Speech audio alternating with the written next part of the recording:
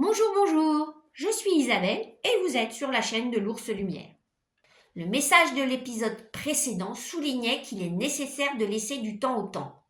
Du temps pour que l'enseignement puisse être intégré, sauf pour certaines personnes aux capacités innées, et qu'il ne faut pas se laisser influencer par ceux qui affirment le contraire. Faites-vous confiance, ayez foi en vos guides et en la vie. De mon côté, la destinée a voulu que j'ai l'opportunité de passer le niveau 2 de Reiki, un an plus tard. Nous sommes alors au début de l'année 2024. Et me voilà de nouveau sur la route pour rejoindre ma maître, le temps d'un week-end. Impatiente d'aller plus loin dans cette aventure, j'ai déjà acheté le fascicule du deuxième niveau. Et j'ai déjà commencé à le lire. Le déroulement du deuxième niveau est similaire à celui du premier. 3 rituels sont nécessaires pour ouvrir un peu plus le canal Reiki et y inscrire les nouveaux symboles. Cette fois, tout se passe normalement, heureusement. Comme pour le niveau 1, à mon retour, je dois pratiquer des autosoins quotidiens pendant 21 jours en intégrant les nouveaux symboles. Le monde de l'énergétique me fascine, mais il fait aussi émerger de nombreuses interrogations. Comment cela fonctionne-t-il réellement ? L'énergétique fait-elle partie de ma mission de vie? Dois-je partager l'énergie que je ressens dans mes mains? Le Reiki, bien que très structuré et protocolaire, n'apporte pas toujours les réponses à ces questions. Je perçois intensément l'énergie dans mon corps. Mes mains, ma tête, tout vibre. Si je choisis d'utiliser cette énergie, il est essentiel pour moi de le faire en toute sécurité. Pour moi, et pour les personnes avec qui je vais partager cette énergie. Je n'aime pas avancer à l'aveugle, j'ai besoin d'être rassurée et d'avoir des réponses à mes questions. C'est alors que mes guides ont placé sur mon chemin Annabelle, guideuse d'âme. Peut-être pourra-t-elle m'apporter des réponses. Je prends donc rendez-vous avec elle.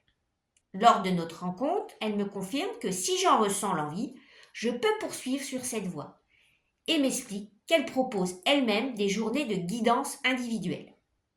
Nous sommes au printemps 2024. Les questions tournent en boucle dans ma tête. Dois-je suivre l'enseignement d'Annabelle ou continuer uniquement sur la voie de Reiki? Le Reiki niveau 3 va-t-il m'apporter des réponses? Je m'organise donc pour faire cette 3e initiation au mois d'août. J'ai hâte de connaître la suite. À ce moment-là, je prépare également mes vacances pour la Guadeloupe. Une nuit, je fais un rêve étrange et marquant. Je suis assise sur un promontoire face à une forêt dense et majestueuse. Un petit oiseau semblable à un moineau, mais entièrement noir, vient se poser sur mon épaule. Alors une voix me souffle « Va voir la chamane ». Je comprends immédiatement qu'il s'agit d'un message, d'un signe. Pour la première fois, une indication claire s'impose à moi. Laissons le voyage se faire, ensuite je débuterai un accompagnement individuel avec Annabelle et Weltensi. Si on s'engage avec Annabelle, cela comprend 3 journées, de 9h à 17h, avec un temps d'intégration entre chaque journée, pour assimiler les enseignements.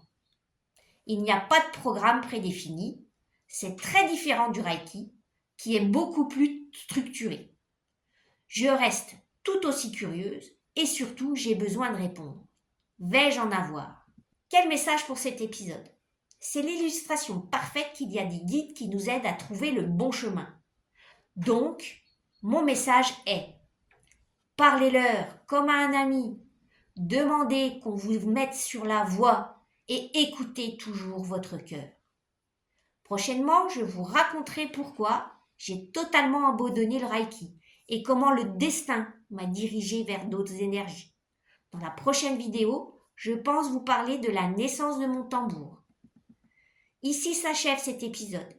Si vous souhaitez connaître la suite, je vous invite à vous abonner afin de ne rien manquer. Comme d'habitude, vous pouvez me laisser vos messages via les réseaux sociaux ou venir me voir. C'était Isabelle, l'Ours Lumière.